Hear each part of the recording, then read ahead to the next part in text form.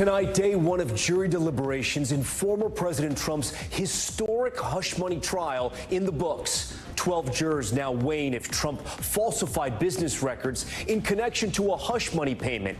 There are questions for the judge, including requests to rehear the testimony of key witnesses and to reread the instructions, what they could be focusing in on, and what it could mean for an outcome in this landmark case. Outside the courthouse, security ramping up, the preps underway to suppress chaos when a verdict comes in.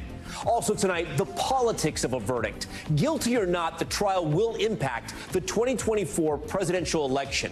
The Trump campaign assessing the political repercussions of a conviction. The polls indicating how voters could sway based on an acquittal or a guilty verdict. And how the Biden camp is preparing as the first ever criminal trial of a president nears a conclusion. Terror warning in New York, a pro-ISIS group issuing a threat to the Cricket World Cup. What they showed in a photo that has some concern tonight. Police on high alert with 30,000 spectators expected in the stands. And the battle for minority voters, President Biden and Vice President Harris making a rare joint appearance on the campaign trail. Their message to win over black voters as their poll numbers in that demographic group take a dip. And check those stats. For the first time, Major League Baseball including thousands of Negro League players into MLB records. The player now on top, beating out Babe Ruth and Ty Cobb. Top story starts right now.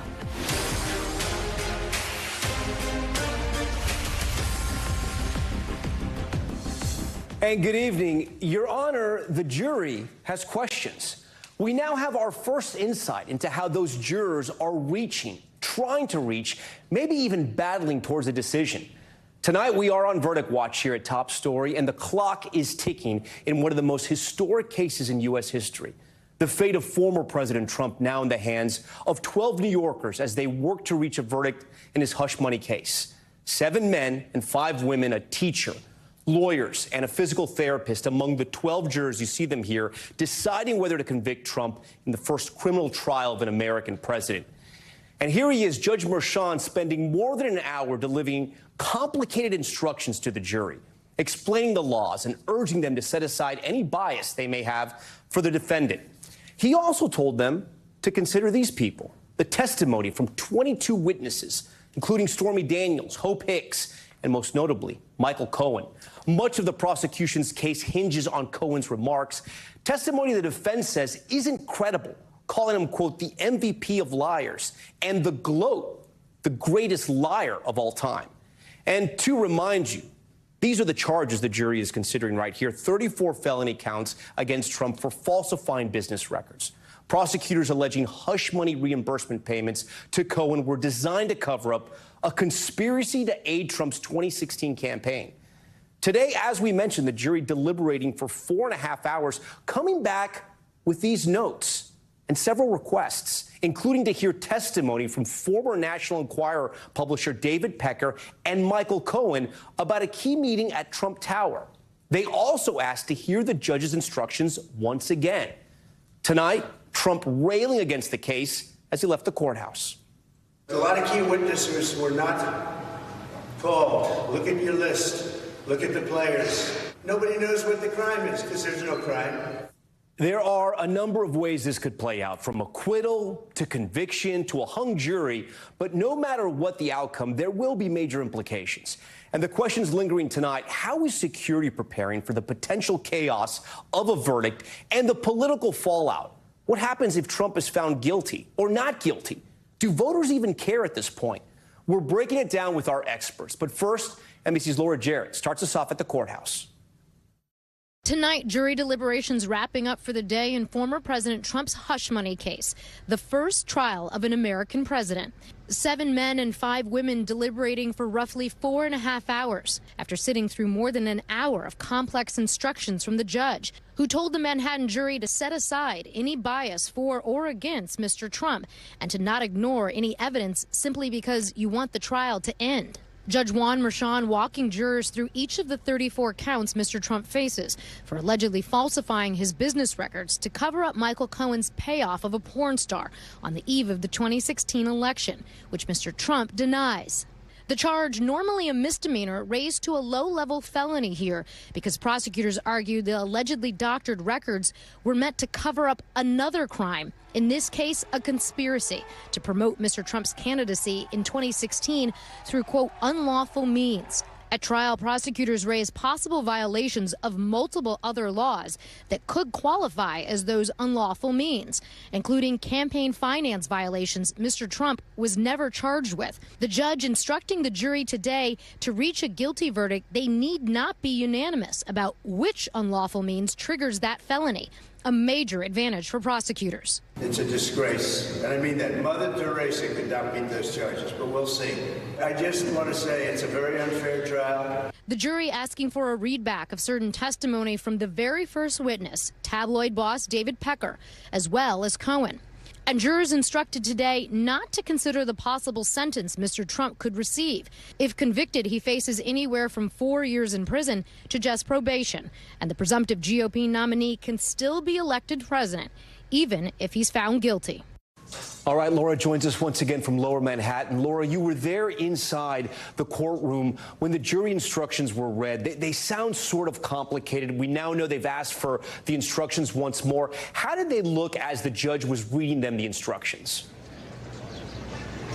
Yeah, they're really complicated, Tom, even for the most sophisticated lawyer. People have spent over a year trying to dissect the law in this case, and now the jury is expected to listen to it once and not even get a paper copy taken back into deliberations with them. So not surprising they want to hear him again.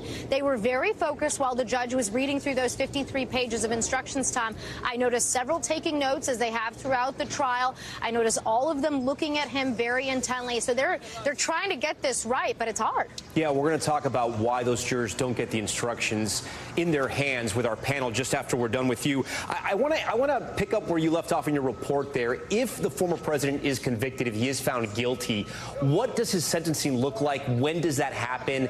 Will he get prison time if he has no prior convictions?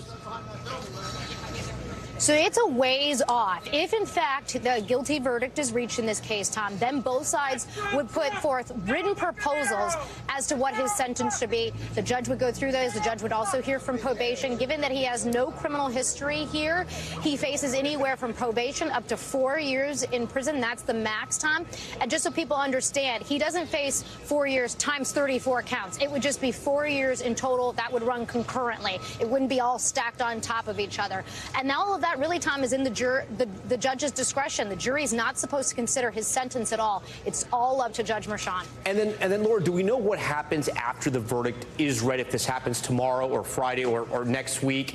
If he is not guilty in all counts, I assume he would get just to walk away, walk out of court. If he is found guilty, what happens next?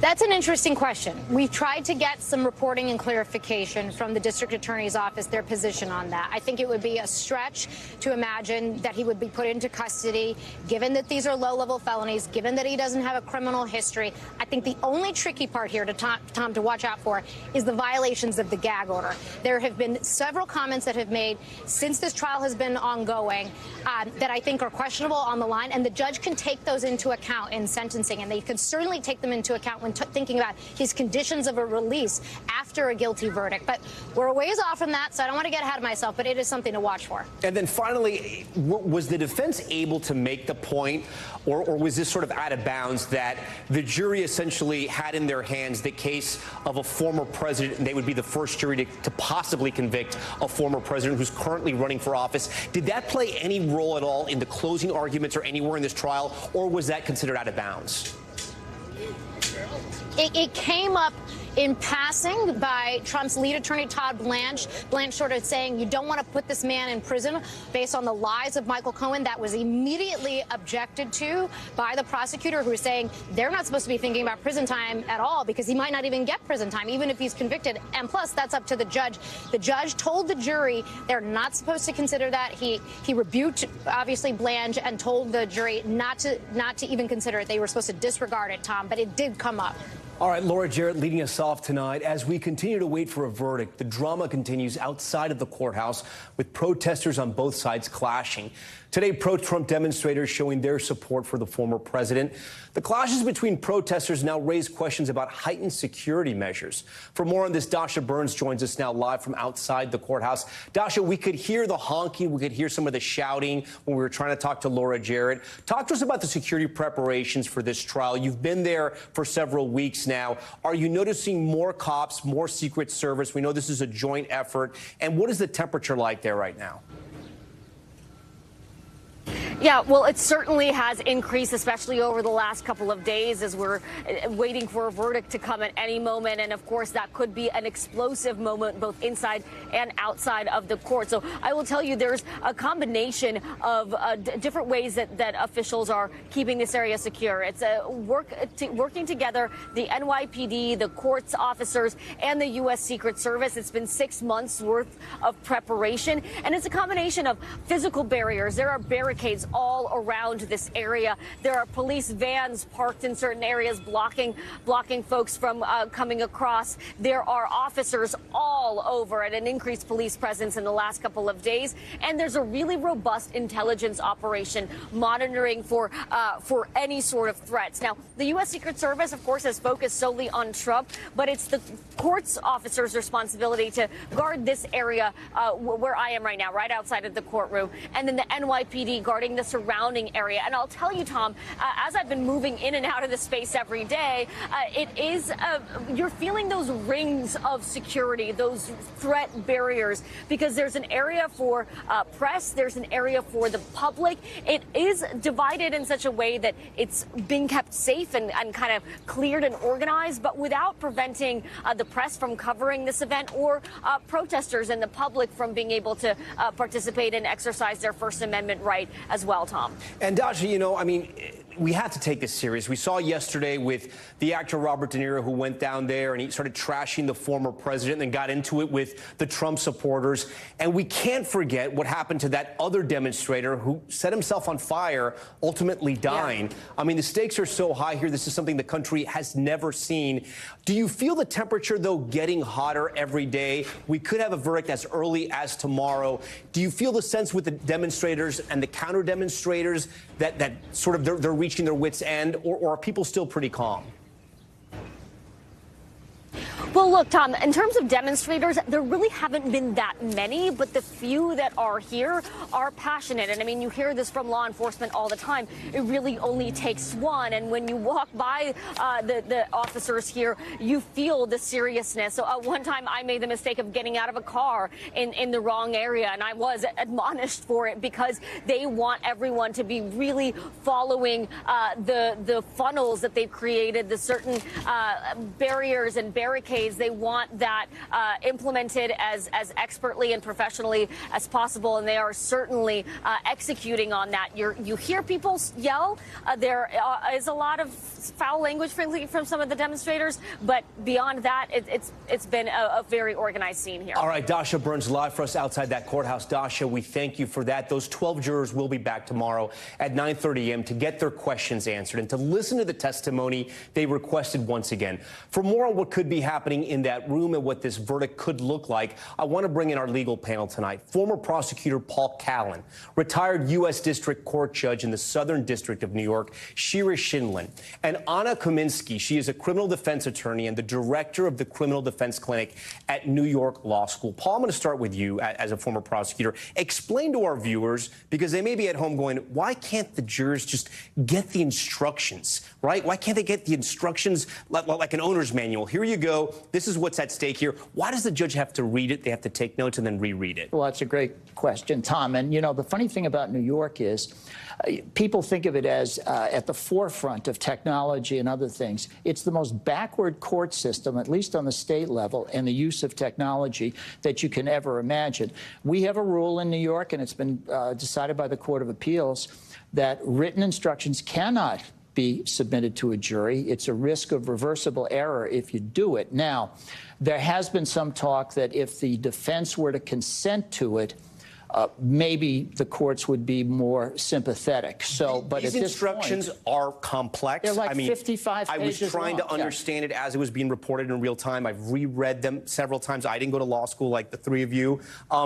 Does anyone have an advantage because they're so complicated? Does that help the prosecution or the defense? I frankly don't think it helps either side. And when these jurors start debating, now we don't know how they're split on guilt or innocence. Some will depend on some aspects of the charge. Others may depend on other aspects of it. So it's impossible to predict. Judge Shinlin, welcome to Top Story. We appreciate having you here. I want you to go deep into your experience as being a judge. And we want to go inside that jury room if we can, right? I want to put up on the screen for our viewers here the jury notes, right, and what they said, and try to see if we can peel back what they're asking for here. First, they asked about some of the witness testimony, including in David Pecker's. They asked about his phone conversations with Trump, the life rights to Karen McDougal, and his Trump Tower meeting. And for Michael Cohen, they asked about his meeting at Trump Tower. They also asked for the request to hear the judge instructions once again, as we were just talking about. Based on those questions, can you draw anything on what is going through the jury's mind right now? I'm going to start with the instructions because you had a conversation that is New York State court. In my court, which was federal court, we always sent the written instructions into the jury, 12 copies. Every juror had the instructions, could follow them, could mark them up, could understand them. I don't understand why New York State doesn't do that. It's the efficient thing to do.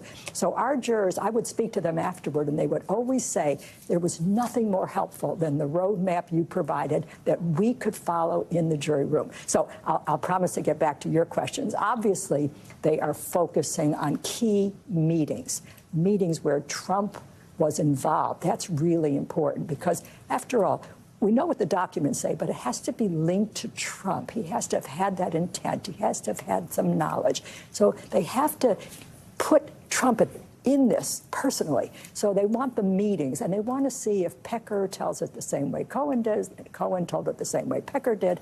Those are key meetings, which shows they're on top of the evidence. Questions together. Is it one juror who says, listen, I want to hear the testimony again? Or do they have to come to it unanimously and say, any juror can pose a question? Sure. Any juror can say to the group, I'd like to hear Pecker talk about the meeting. I would think most foremen would say that's fine. And he might say, does anybody else want to hear that? I bet 11 hands go up. They deliberated for a few hours. They sent back the notes and the questions. Right. Does that tell you anything? I think it shows that they're working. They spend 4.5 hours. I've talked to so many juries after trials, and what they tell me is they usually start with a straw poll. And if it's split at all, 7-5, 8-3, whatever it is, they know they have work to do. So they start working, and they're very collegial. They get along, even though the first vote may not be 12-0. So they start working, and they find these questions. Anna, you're the defense attorney here on the panel. You teach a defense attorney clinic as a profession as well. What did those questions tell you? I mean, I think I want to preface this by saying that we're guessing, right? I mean, educated guesses, but we're guessing because we just really don't know what's happening back there. One thing is, I agree with the judge. I think part of it is maybe they're honing in right away on, how do we potentially connect Trump to this? Is there a connection at all with him? I think the other potential is maybe they're starting to go through chronologically with the witnesses that have testified. So they start with Pecker and they start discussing his testimony. What do we believe? What do we remember? What don't we remember? And that's when the question comes up of, wait, actually, what did he say? And does that dovetail with what Cohen said? And then you get these questions. Paul, I want to talk about the jurors now. We're going to put this up on the screen for our viewers as well. Here is the gender breakdown for the jury, right? We have 7 men. We have 5 women. We also know what they do for a living as well. They include 2 attorneys. They include professionals, a salesman there, investment banker. We have a physical therapist. We have a speech therapist, former healthcare manager, wealth manager, I should say. A very educated group, if you will. And then this is how they consume news, kind of all over the place, right? Some are watching MSNBC, some are watching Fox News, some are watching apparently both, which is interesting, CNBC, BBC, CNN. I don't see Top Story there, so I'm not sure how great this jury is. But they're essentially well-informed. I will pull from that. Does this help either side? But it's a typical Manhattan jury, okay? You have well-educated professionals. They're usually very smart people, and it's an educated jury. I think we know two of them are lawyers. And I have to say, when I talk to other lawyers, most would agree that it's unusual to leave lawyers on a jury, especially if you're a prosecutor, because you're afraid lawyers are so analytical, they're going to be on a quest for reasonable doubt. And that could be damaging to the prosecution. But on the other hand, one of the two lawyers, I'm told, subscribes to Truth Social, which, of course, is the former president's own personal version of Twitter. Does that indicate very conservative, pro-Trump politics by that particular juror? I don't know. But these are the tea leaves that people read during jury selection. Anna, do you see any inroads with those jurors as a criminal defense attorney? I mean, I think the thing is, I have to keep coming back to sort of we're sort of speculating. Yeah, no, right, everyone understands that. We know you don't have you can't see into the future. You know, I think the thing is, what's important about sort of the breadth of where they get their news from is that you're going to get a diversity of opinions, and that's what we're hoping for in a jury, right? We're looking for people who are going to be fair and impartial with respect to this case. They don't have to be fair and impartial with respect to everything in life. And so the question is, you know, can they come together? And I think they probably can, but it's yet to be seen. And sort of as things develop over the next couple of days, we'll get a better understanding of, are they really divided or are they starting to unify? Judge, do you know any trend lines when you see attorneys in juries? Have you ever seen anything? I've had attorneys in juries. They're very attuned to listening to the evidence. They take notes. They are serious. But remember, these two are not criminal lawyers. I think one of them said, I have never had criminal case. I know nothing about the criminal law. So he might have the humiliation not to think he knows everything. But the other one may think he knows a lot. We'll have to see. So many people have talked about a hung jury, Judge, but you know, and I've read this, I've listened about this, that hung juries are very rare. Do you see that happening in this case overall, in all cases? Well, I don't know that it's so rare. What's really rare, at least in the federal court, is acquittals. Yeah. We get a lot of convictions. We get some hung juries. We don't get many acquittals. So I had a case that hung 3 times, the same case, over and over and over again. So it happens. But what's interesting about a hung jury is it usually takes 2 jurors. It's very hard for one person to stand out against 11. So if that person can find a companion, then it can happen. How often are you surprised by verdicts? Or were you when you were a judge? Yeah, good question. You know, you usually think you can tell what they're going to do. So that I haven't been surprised very often. On the occasions that have been a surprise are acquittals. Because I just said to you, that's the rarest verdict. Paul, I want to put up the instructions again, something the judge specifically said about the witness testimony. He said, if you find that any witness has intentionally testified falsely as to any material fact, you may disregard that witness's entire testimony, or you may disregard so much of it as you find was untruthful and accept so much of it as you find to have been truthful and accurate. We know the defense said that Michael Cohen, he admitted this on the stand, he stole from the Trump organization. That was a new revelation. But they also accused him of lying about that telephone call that was so brief, but, you know, the prosecutor showed, hey, he could have said a lot in that minute and 30 seconds. Do you think that would disqualify Michael Cohen? Do you think Michael Cohen could possibly be disqualified by this jury? It's possible that they will. Now, that charge, by the way, is a standard charge that's given pretty much in all trials in how you evaluate the credibility of witnesses. And you notice that thing hedges. It says you can disregard all their testimony if they're lying, but you can accept so much of the testimony that you think is truthful. And if you look, for instance, at mob cases, and Judge Scheinland's probably seen quite a few, you got hitmen, you got killers coming in, you got liars you got to make a case, testifying against the boss of the crime family, and they get convictions in those cases. Anna, I have a final question for you. I know you're coming back later in the show. I want to put this up on the screen for our viewers as well. This was from our reporter's notes inside the courtroom when the jury came back with some of those notes and some of the questions. Now, apparently, according to our reporters, the prosecutors looked tense, and the defense attorney cracked a small smile. I'm paraphrasing here. What do you make of that?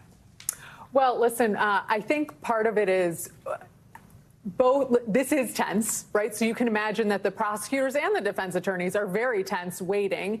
On the other hand, maybe there was something that happened that made them feel a little bit better about what was going on. The defense attorneys, Also, I'm interested to know whether this happened when the jury was present or not, because part of what we do as attorneys is we have to be mindful when the jury's in the room. What are we doing? You know, if I make an objection, right, or even just my facial expressions, everything. If, you know, the judge sustains an objection or overrules an objection I make and I walk away all annoyed, the jury looks at me like, ooh, she's mad. She didn't like that. I have to be mindful of how they're reading what I'm doing. So they may have been doing something to play a little to the jury, or this may have been their real reaction. Right. Anna, we'll see you later. Judge, Paul, we thank you so much for being here. We really do appreciate it. As we continue our coverage of jury deliberations in the first ever trial of a former president, it's not just the legal fallout that Trump has to worry about, right? The case could have major implications on the 2024 election. So let's bring our political pros tonight. Hogan Gidley, a former White House principal press secretary, deputy press secretary during the Trump administration. Mark Murray, our good friend, NBC News senior political editor. And Maria Teresa Kumar, the president and CEO of Voto Latino. We thank you all for being here. Mark, since you're my oldest friend on this panel, I'm going to start with you. A recent poll from Marquette Law, right, found this, and we'll put it up for our viewers, that a Trump conviction would give Biden a 4-point edge in the general. But if Trump is acquitted, the numbers flip. He would have then a 6-point lead over Biden. That's a possible 10-point swing. And yet we're still more than 5 months out from this election. So how much of an impact do you think this verdict's going to ultimately have on 2024? Tom, it could end up the race, but I stress the word could. And over the last 6 to 8 months, the Trump versus Joe Biden race has been incredibly stable and incredibly consistent. But we also have to keep the mindset that any kind of big event could end up overturning and upending those numbers. And this could end up being the situation, whether or not Donald Trump is convicted or if he's acquitted or if there is a hung jury.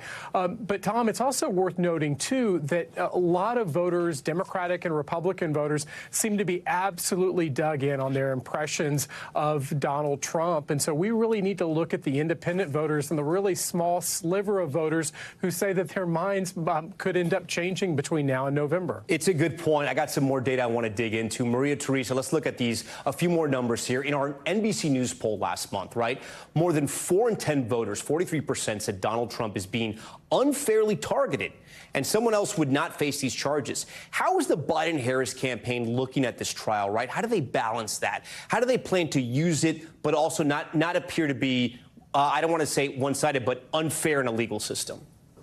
Well, I think one of the things is that they're trying to see how all of this basically susses out, what is coming up from the jury. But let's not forget, it was the very much live televised procedures of the January 6th committee that influenced the midterm elections. What you saw, the red wave that was primarily independent, moderate Republicans saying, wait a second, our democracy is on the line. And I think that is one of the reasons why you see some of the Biden administration not really talking about what's happening on the legal front, but recognizing that if he comes back convicted, then all of a sudden the media is going to be able to have a conversation with the American public that our justice system was transparent and that there was a jury of his peers that found him guilty. But let's not forget, we have individuals that if he doesn't get convicted for this case or any of the other cases, name one, Tom, you're going to have a difficulty among a lot of folks that say, wait a second, the legal system is unfair because if you have a low-level offender that does get convicted for, let's say,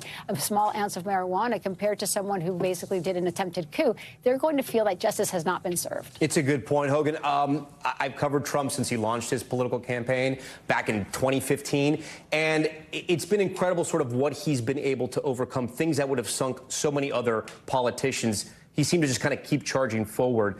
What is the best case scenario here for former President Trump? Do they even care at this point? Well, obviously, the best case scenario would be an acquittal or some kind of. Is that really the best case? That's the best case. You're asking if there's a probable case that's different. Well, no, because isn't the best case because could a guilty verdict give him even more steam and convince people that it was rigged and everything else that he tells people every day? I think an acquittal would be just huge for that campaign for a million different reasons, not the least of which is you're in Manhattan. 90% of the people there don't like you in the first place. The conflictions from the judge, as we all know, his daughter, et cetera, the rulings over and over again. The deck has been stacked against him from day one. So I mean, to be clear, his daughter works in Democratic politics. He bought a shirt. I think the donation was somewhere around like $10, $15. But anyways, keep going. Sure. So my point is, this is obviously someone who doesn't like Donald Trump. And for him to come out victorious on the backside, this would be a huge win. But even if he loses, understand something here. Donald Trump surged above 50% in popularity after the election for the first time when they raided Mar-a-Lago. The American people fundamentally want fairness, regardless of political party. And 67% of the people in this country believe these are politically motivated trials and attacks. 59% believe Biden is involved in those. So already the American people are really leery of this situation. I mean, 68% of Latinos believe, Hispanics believe that this is politically motivated as well, citing different issues in Cuba, for example, in the polling I've seen.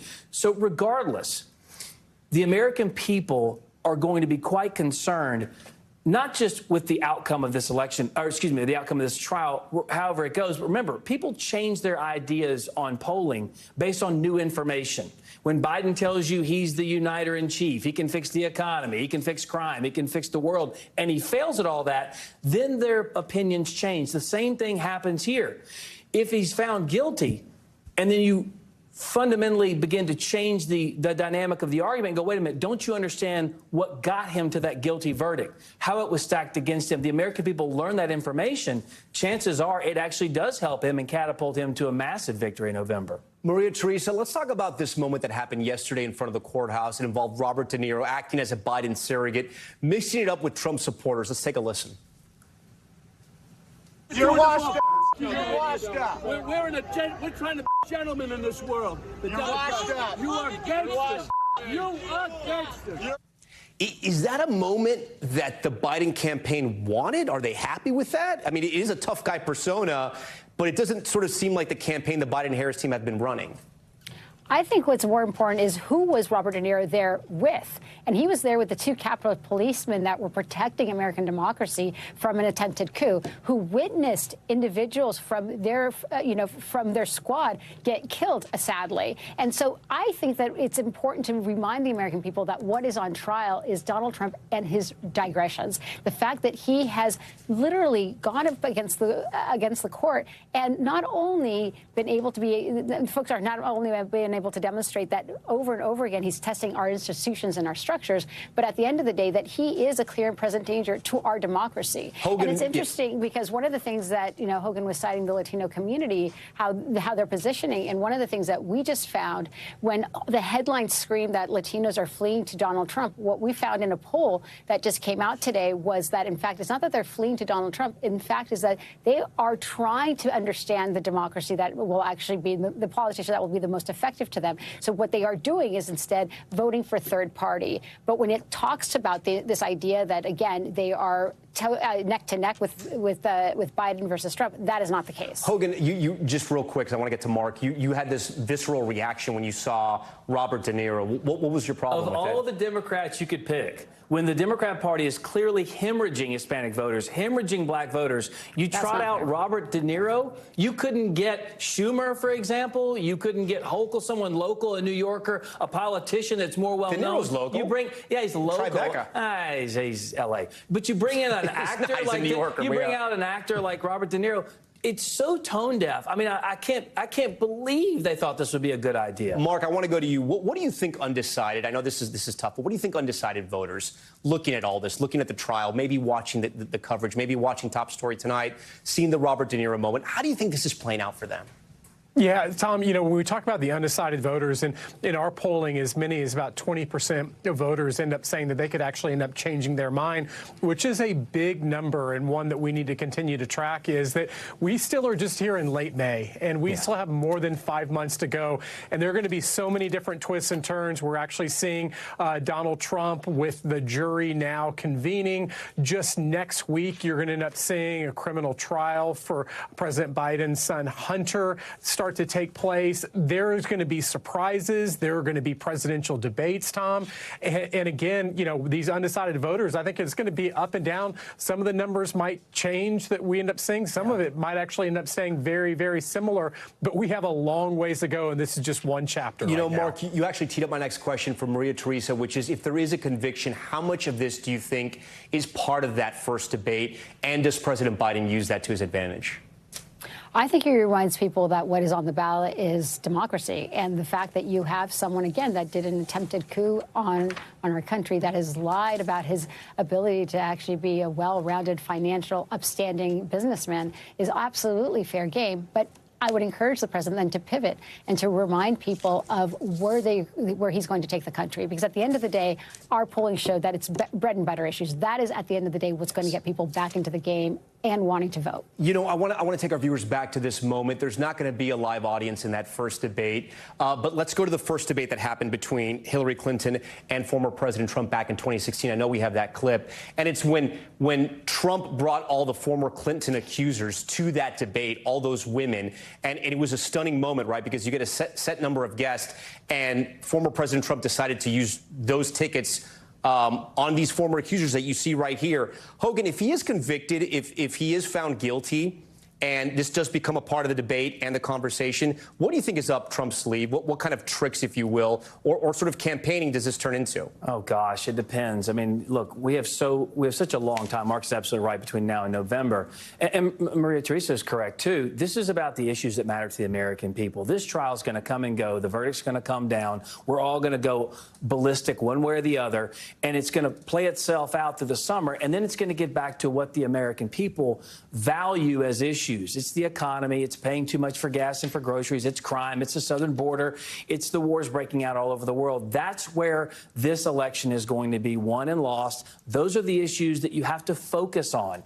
And while there will be plenty of arguments about whether you can call Donald Trump a convicted felon, whether the whole trial, I would argue, is a sham and a joke, the fact is people at home around their kitchen tables don't care. They want a better life, and right now they don't have one. Mark, you get the last word. You believe that? Well, Tom, what I'll end up saying is that, again, you know, look, obviously the issues are going to be absolutely important. Hogan is right that the economy is one of the big issues in our polling.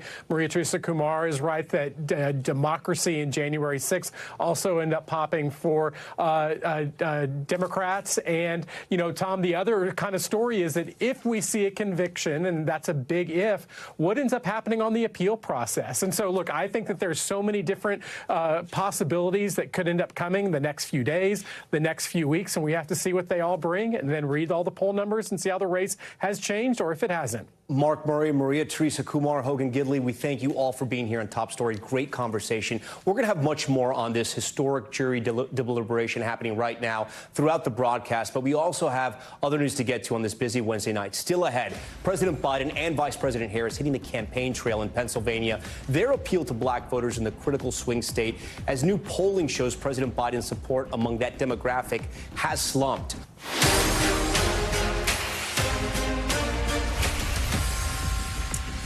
All right, welcome back. We continue our coverage of the historic Trump hush money trial here in New York City. The 12 jurors deliberating today for 4.5 hours, but still no verdict. The former president's first criminal trial has been a legal marathon, a 7-week-long affair involving more than 80 hours of testimony from 22 witnesses. But the most important number for the jury right now, those 34 felony counts against Trump for allegedly falsifying business records. As deliberations continue tomorrow morning, we have our Top Story team of legal experts to break down this trial's final stages. The director of Criminal Defense Clinic at New York's Law School, Anna Kaminsky, she joins us back once more. NBC News legal analyst and a Top Story friend, Angela Senadella. And criminal defense attorney, Sarah Azari, out of Los Angeles, also a friend to this broadcast. And Sarah, I'm going to start with you as the veteran defense attorney here and on this show. When the topic of the questions came back from the jury, and I asked this earlier in the broadcast, but I'm interested in your take on this, asking for Pecker and Cohen testimony, we have some color from our NBC News team in the courtroom that Trump's attorney, Todd Blanche, cracked a tight smile at the end of day one. Prosecutors looked a little bit concerned, if you will. Why would a defense attorney be happy with those questions? Yeah, Tom, I don't think a defense attorney should be doing a happy dance at this stage. I think they might get disappointed. It's a fluid process. I think hopeful is probably more appropriate, and that goes for both sides, because the 4 questions pertaining to Pecker and Cohen's testimony related to conversations that they had with Donald Trump which really is at the crux of this trial. It goes to knowledge and intent. Was the hush money something he knew about, and was it something that was motivated for political gain and not just personal reputation?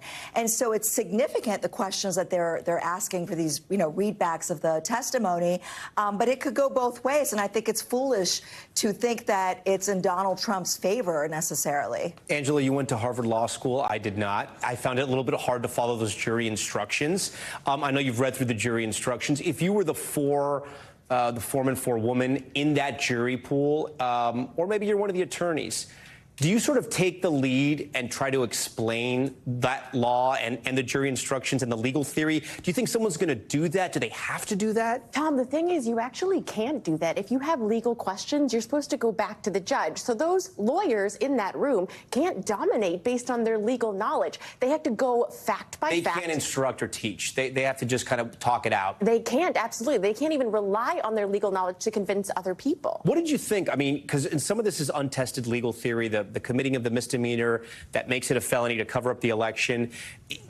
Do you think the jury's going to get this? Do you think they're going to get there? So what I think is so confusing is that when we talked about this indictment months ago, it was already confusing. These jury instructions, I think, complicate it even further and actually require more steps than I even imagined. It's not just the first step of falsifying business records. It then goes to the intent to conceal another crime. That crime, though, Tom, is a conspiracy. It involves considering other people to influence an election by unlawful means. And then the unlawful means part, that's that drop-down menu of three things, including falsifying business records. So it's a big circle. Anna, you instruct future defense attorneys, if you will. Talk to me about the defense team here, right? Because usually defense attorneys have to, worry about the prosecution. They have to worry about the judge and obviously the jury. In this case, Todd Blanche also had to worry about his client, President Trump, who obviously has a lot of opinions, as we know.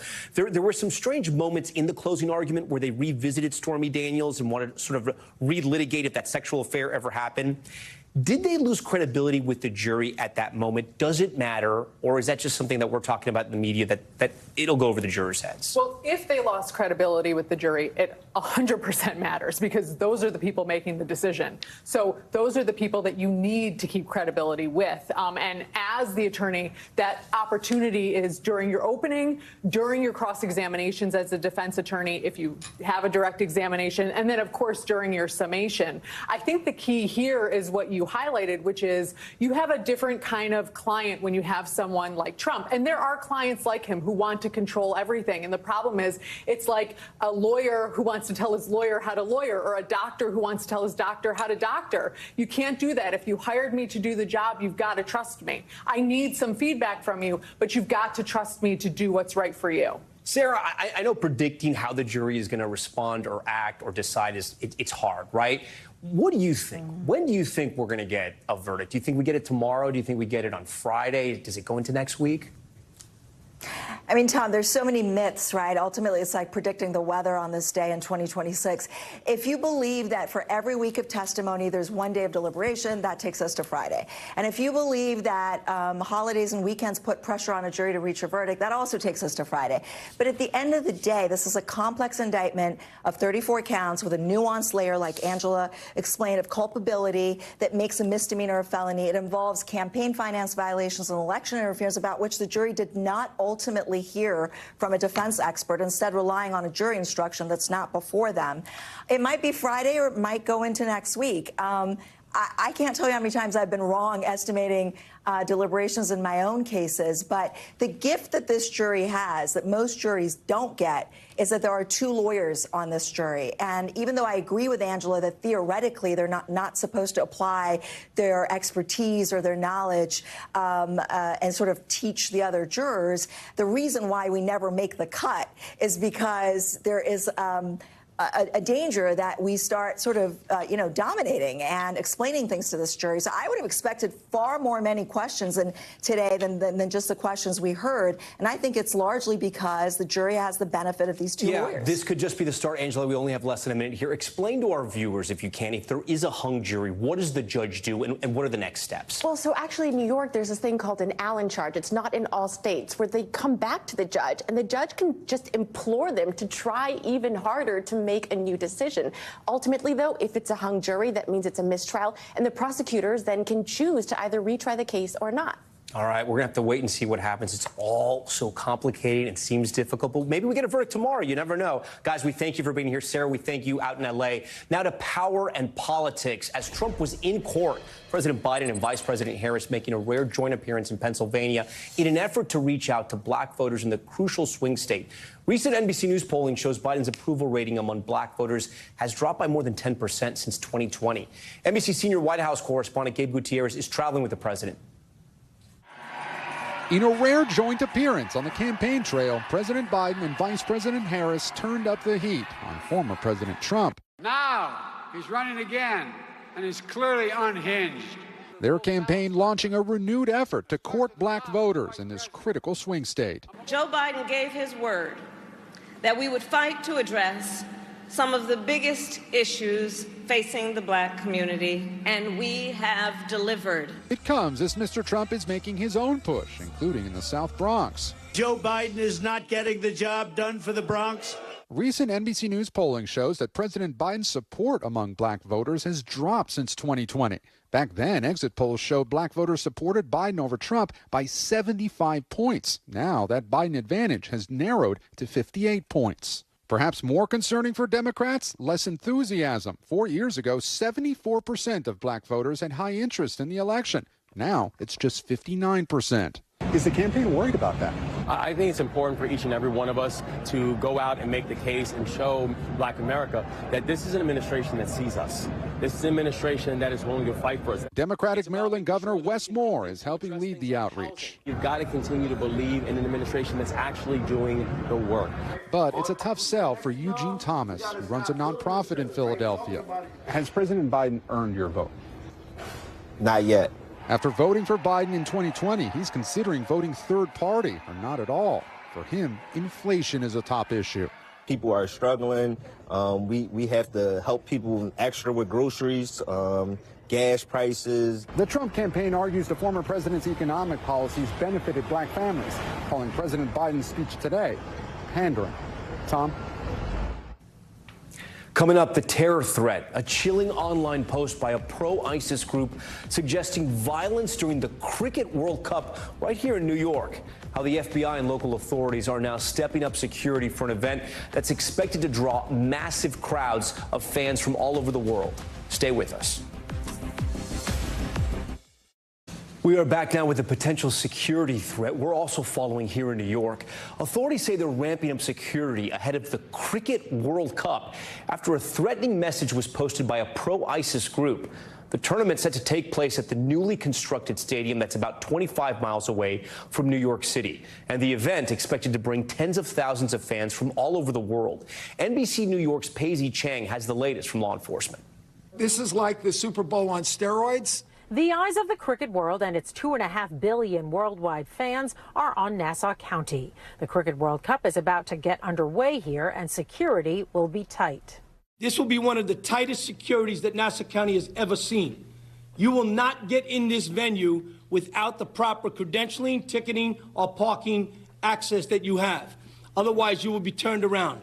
Police monitoring online threats by pro-ISIS groups. This image shows the stadium with 2 drones flying above and a message inciting violence on June 9th for a marquee matchup between India and Pakistan.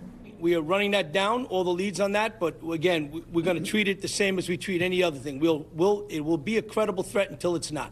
From June 3rd through the 12th, police say Eisenhower Park will be closed. Fans screened by magnetometers and no bags allowed inside. Medical equipment will be allowed in clear bags. Right now, there's no evidence that it's going to amount to anything, but you got to assume that it is big, even though we think it's probably not. Cricket fans won't let the threat stop them from enjoying the matches. I don't think that will happen in America. They can do that somewhere else, but it's not going to happen here. They have full security. I'm confident in the security here. I think it's going to be safe. I think, they're going to do a good job keeping everybody safe here. So, okay. For ISIS, they always say they're going to do things, but that don't mean it always happens. Paisy Chang, NBC News, New York. When we come back, history finally on record. For the first time ever, the MLB including Negro League data in official stats. This means league legends like Josh Gibson will become top MLB record holders. The reaction tonight from his family and from fans. That's next. Finally tonight, a big change for Major League Baseball. It's updating the record books to honor at long last the milestones of some of history's greatest players. Here's Shaquille Brewster. It's a dramatic shift in the recorded history of Major League Baseball. For the first time, MLB is including data from the Negro Leagues in official stats. Josh Gibson, who went pro in 1930, now has the league's #1 career and single-season batting average and slugging percentage, surpassing Ty Cobb, Babe Ruth, and Barry Bonds. This is a great day, not only for the Gibson family, but all the family members of Negro League Baseball players. Gibson's great-grandson says the honor is meaningful. This will change how other people view him, but does it alter how you view him? No. If Josh Gibson played in the Negro Leagues or the Major Leagues, he was still one of the greatest of all time. The recognition coming after an independent committee spent more than 3 years reviewing a patchwork of available data, including thousands of box scores, with more than 2,300 players from the Negro Leagues now entered into the public database. We have a whole lot of black baseball players who are great, who, but for the color of their skin, would be competing with Ty Cobb, would be striking out Babe Ruth. In a statement, MLB says this initiative will ensure that future generations of fans have access to the statistics and milestones of all those who made the Negro Leagues possible. Last week, the league and its Players Association also announcing expanded financial assistance programs to support players from the Negro Leagues, but few are still alive. We've caught up with our past. We've made it right. This is sort of reparations. Reparations come to Major League Baseball. Official records honoring some of baseball's greats. Shaquille Brewster, NBC News. All right, that does it for us tonight here on Top Story. We thank you so much for watching. I'm Tom Llamas in New York. Stay right there. More news on the way. Thanks for watching. Stay updated about breaking news and top stories on the NBC News app or follow us on social media.